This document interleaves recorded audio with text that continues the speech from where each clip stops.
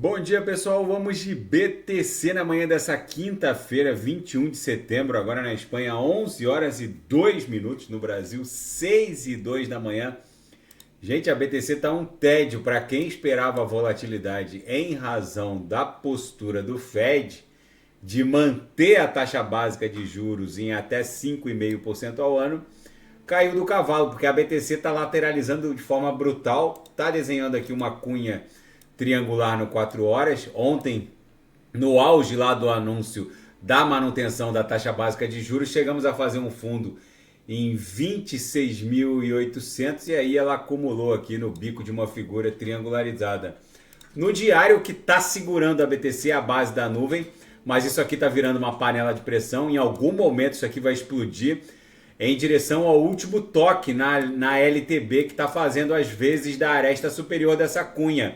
Isso aqui vai acabar redundando numa explosão, talvez uma onda 1 até 30 mil, depois uma subonda 2, depois uma subonda 3 até 32, 31.804, que foi o topo da nossa cunha, e depois ela vai seguir caminho em direção a 40 mil dólares. As três linhas do canal estão agressivamente apontadas para cima. Na projeção, a nebulosidade avermelhada está perdendo bastante espessura, o que indicia que os compradores estão retomando o controle da BTC. No intraday tá um tédio. A BTC está desenhando aquela chamada reguinha. Isso aqui é um verdadeiro silêncio que precede um grande esporro. Isso aqui fatalmente vai explodir para cima. No semanal, segue bonito o nosso candle aqui com o corpo real comprador. Depois de 1, 2, 3, 4, 5, 6, 7, 8, 9 candles vendedores da BTC aqui no semanal. A BTC faz isso quando o DXY faz isso. Hoje o DXY está ali, subindo mais 0,15, digerindo aquela notícia do Fed, que supostamente estaria entregando um viés ultra hawkish para 2024, mas o mercado não está digerindo exatamente assim. Já já eu vou falar disso. Apesar do Fed ter mantido a taxa básica de juros no mesmo patamar, como aconteceu no discurso do Jerome Powell ontem, o fato é que os dados do PIB vão ser divulgados na próxima quinta-feira, dia 28 de setembro, e analistas estão dando conta de que o PIB vai desabar. A cesta de bondades vai ter que vir maior do que o esperado. Na seara fática, na seara fática dentro do universo criptográfico, a Universidade de Stanford vai devolver todas as doações do infame fundador da FTX, Sam Bankman-Fried, segundo reportagem da Bloomberg. E uma vítima do golpe de phishing front-end, em que uma plataforma imita a outra, acabou enviando impressionantes 4,5 milhões de USDTs para o golpista.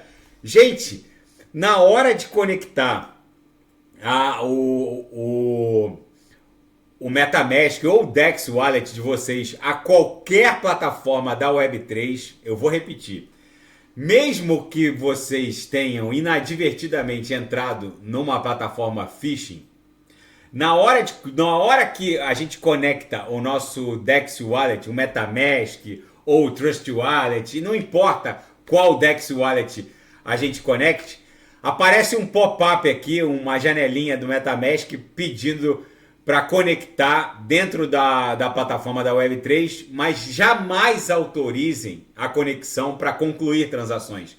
Só autorizem leitura e início de transação. A conclusão de qualquer transação tem que ser feita por vocês através de preferência, através de um cold wallet, já que o MetaMask é conectado ao meu Ledger, por exemplo, ou a um Trezor, mas não admitam a conexão com plataformas da Web3 que tenham o poder de concluir transações. Foi isso que aconteceu com essa vítima. Eu sempre leio exatamente o que a plataforma da Web3 está pedindo.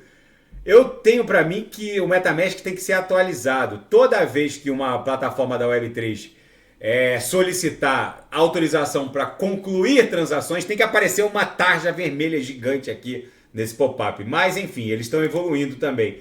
O Sam Bankman-Fried apela para a liberdade da sua prisão a um tribunal antes do julgamento por fraude.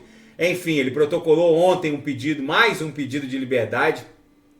Na seara geopolítica e finanças internacionais, o Fed, apesar de ter mantido a taxa básica de juros num patamar de até 5,5% ao ano, ele sinalizou uma alta por mais tempo num viés ultra hawkish, deixou no ar a possibilidade de só começar os cortes a partir do segundo ou terceiro trimestre de 2024, enfim, deu aquela impressão de que o aperto quantitativo ou esse viés ultra hawkish, que faz um contraponto a um viés dovish, que é uma flexibilização, esse viés ultra hawkish ficou no ar, mas o mercado não está digerindo exatamente como o Jerome Powell falou.